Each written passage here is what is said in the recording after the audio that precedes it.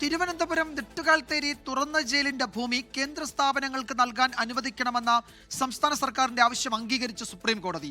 ആകെയുള്ള 457 ഏക്കറിൽ 257 ഏക്കർ ഭൂമിയാണ് ദേശീയ പ്രാധാന്യമുള്ള 3 സ്ഥാപനങ്ങൾക്കായി അനുവദിക്കുന്നത്.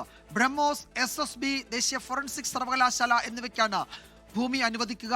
ആർ അച്യുതൻ ഡൽഹിയിൽ നിന്ന് വിവരങ്ങൾ നൽകും. അച്യുതൻ, കേരളത്തെ സംബന്ധിച്ച് വളരെ പ്രധാനപ്പെട്ടതാണ് സുപ്രീം കോടതി ഉത്തരവ്. ജയിലിന്റെ ഭൂമി മറ്റാവശ്യങ്ങൾക്ക് അനുവദിക്കാൻ കോടതി അനുവാദം നൽകിയിരിക്കുന്നു.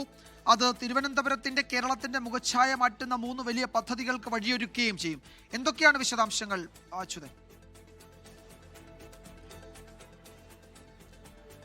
വിജയകുമാർ, ഈ തുറന്ന ജയിലുകളുടെ ഭൂമി മറ്റാവശ്യങ്ങൾക്ക് ഉപയോഗിക്കുന്നതിൽ നേരത്തെ തന്നെ സുപ്രീം കോടതി ചില നിയന്ത്രണങ്ങൾ ഏർപ്പെടുത്തിയിരുന്നു. ഈ നിയന്ത്രണങ്ങൾ നിലനിന്ന സാഹചര്യത്തിലാണ് ഈ നെട്ടുകാൽത്തേരി തുറന്ന ജയിലിന്റെ ഭൂമി കേന്ദ്ര സ്ഥാപനങ്ങൾക്ക് നൽകണം എന്നൊരാവശ്യം സുപ്രീം കോടതിയെ സംസ്ഥാന സർക്കാർ അറിയിച്ചത്.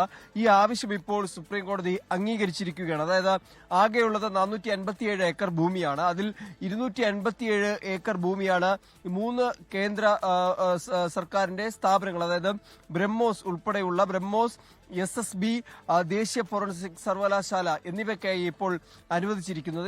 ബാക്കിയുള്ള 200 ഏക്കർ ഭൂമി ജയിലിന്റെ ആവശ്യങ്ങൾക്കായി നിലനിർത്തും എന്നതാണ് ഇതുമായി ബന്ധപ്പെട്ട് അറിയിക്കുന്നത്. ദേശീയ ഫോറൻസിക് സയൻസ് ലാബ് തുടങ്ങുന്നതിനായി 32 ഏക്കർ ഭൂമിയും അതുപോലെ സശസ്ത്ര സീമാ ബെല്ലിനായിട്ട് അതിന്റെ ക്വാർട്ടേഴ്സ് പണിയാനായിട്ട് 45 ഏക്കറുമാണ് ഇപ്പോൾ അനുവദിക്കണമെന്ന ആവശ്യത്തിൽ സുപ്രീം കോടതി തീരുമാനമെടുത്തിരിക്കുന്നത്. എന്തായാലും സംസ്ഥാന സർക്കാരിനെ സംബന്ധിച്ചുകൂടി നിർണായകമാണ്. നേരത്തെ DRDO സംസ്ഥാന സർക്കാരിനോട് ഭൂമി നൽകണമെന്നൊരു ആവശ്യം ഉന്നയിച്ചിരുന്നു. ഇതോടുകൂടിയാണ് സംസ്ഥാന സർക്കാർ ഈ നിയന്ത്രണങ്ങളിൽ ഒരു ഇളവ് തേടി കോടതിയെ സമീപിച്ചത്. വളരെ പ്രധാനപ്പെട്ട ഒരു ഉത്തരവാണ് സുപ്രീം കോടതിയിൽ ഈ വിഷയത്തിലുണ്ടായത്. വിശദാംശങ്ങളാണ് ആർ അച്യുതൻ നൽകിയത് ഡൽഹിയിൽ നിന്ന്.